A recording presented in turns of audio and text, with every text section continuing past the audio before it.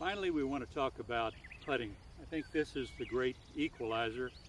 There have been some tournaments won simply because the person really knew how to use this. And I think as you watch again the 2012 Open at Olympic, you're going to see that this club here is going to be the deciding factor.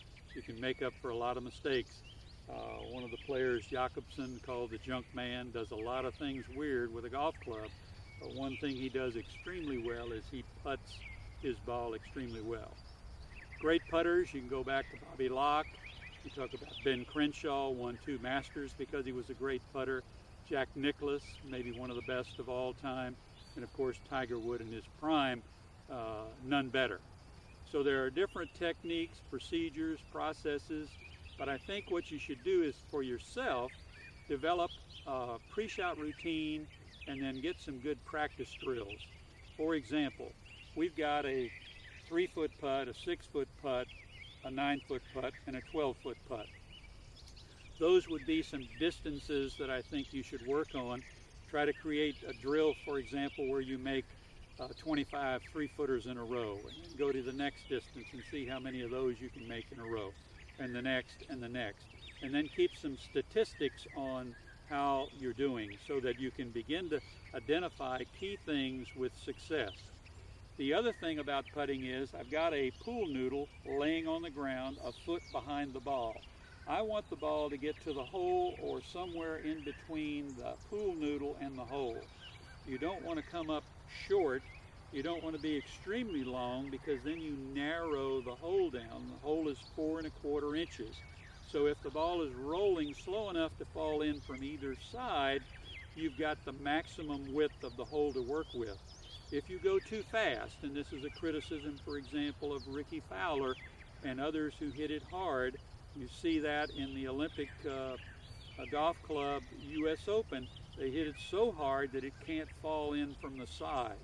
So you want to make sure that you're able to roll it to the hole, have it fall in from either side, and if anything, it ends up somewhere between 6 inches to a foot behind the hole. So what are some of the things that are important? I think it's important to have a putter that you're comfortable with, something you like the look of.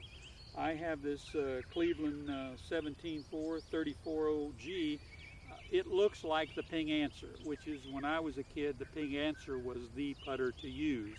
And I think most of the putters today are a mimic of the Ping Answer. You'll also see some very long putters. You'll see people putt with a putter up by their chest. You'll see people use a putter that's stuck into their belly. You'll see people who will hold the shaft against their left arm. Bernard Langer did this for years until he got over that rough period of putting. There are lots of different ways to do it. You can set up where you're aiming with off to the right and kind of go over it. You can set up to the left and sort of push the putt. Billy Mayfair made millions on the tour with kind of a cut putt. There are lots of different ways to do it. You have to find what's best for you. And the best way to do that is through practice. Again, this is skill development. You get better the more you practice. So set yourself up. I think, as we've said, the important thing is the face of the club and the back of your left hand are pointing in the same direction. Your right hand goes on the putter and you get kind of a piston effect with the bending and straightening of the right arm. Remember Nicklaus, when he set up kind of this way, and then he would have that piston effect where his right arm would push the ball toward the target. I'm not saying that's the way you should do it. I'm just saying experiment and find what's best for you.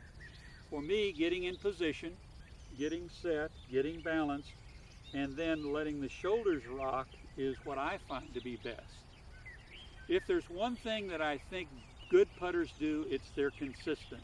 And the way you get consistent is through practice. So set yourself up.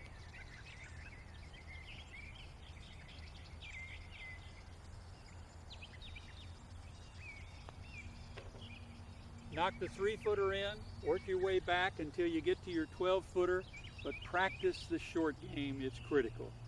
I've enjoyed talking about those things that in my 60 years of golf I've found to be extremely valuable.